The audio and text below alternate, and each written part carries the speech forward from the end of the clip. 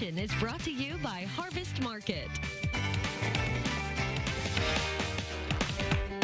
So they say it's all in the timing. And did you know January is National Soup Month? I did not know this, but now I do. Here to share a recipe, Harvest Market registered dietitian Emily Dupuis. Welcome back. Thank you, guys. Thanks for having me. And it makes sense. We're making soup. Right?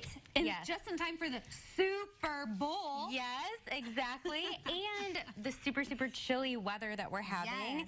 Yes. Nothing better than a hot bowl of soup. So I have a really, really, really delicious, easy soup for you today. We're actually doing a roasted carrot and parsnip soup. Okay. Can I stop you for just a second? Yes. I got to admit, when I first saw this, I don't know what a parsnip is, nor do I know if I'm going to like what it tastes like. Well, let me enlighten you. Okay. This is a parsnip, and it's really kind of ugly looking, but it's actually really closely related to carrots Okay. and parsley. So, Can I hold it? Yeah, absolutely. Parsley. Yeah. I Really? like to think of parsnips as kind of like carrots. Really kind of like spicy cousin. It has kind of a kick to it. Think of like a radish. Everybody has a spicy cousin, I don't know, they? right? Yeah. So this is, I'm using this because it gives really, really good flavor. And just like all other vegetables, it's loaded with good vitamins and minerals and fiber and potassium and all those good things. So Okay, you roasted them up. I did. So my standard roasting procedure, hot oven, like 450, 475. Toss in a little olive oil, salt and pepper, and then roast. I like to cover my carrots first. What that does is that creates like a steam packet, and it allows the carrots to get really tender.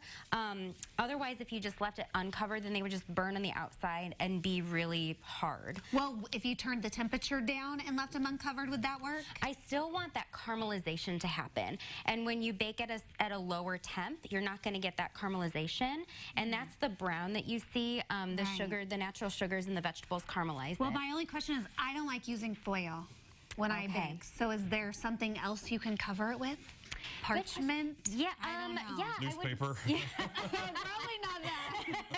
if you have even like an oven safe, there's like oven safe lids, like a glass lid that you could do. You could cover it with glass and then just Okay. uncover it. Thinking like a baking dish. How do we get from that to soup? Good question. Yes, I think that's where I'm going to Yes, spot okay. with you. So I have a pan heating up right here, and what we're gonna do is I'm gonna add just a little olive oil to my pan, just a little drizzle.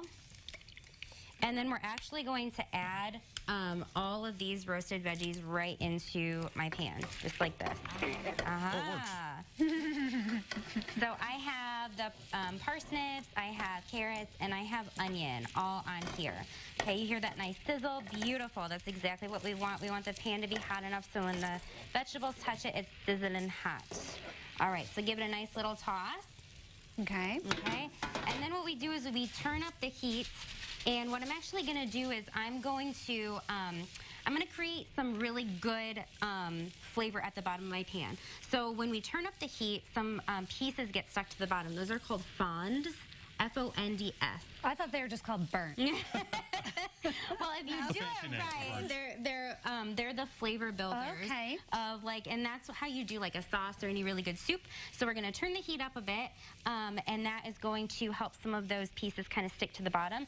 And then we're going to deglaze the pan, and that basically just means that we're going to add a liquid to a hot pan. It's going to lift all of those fonds up from the bottom of the pan and really bring flavor to our soup. What liquid are you going to use? So I like to use white wine in this soup. That's not what I would have guessed.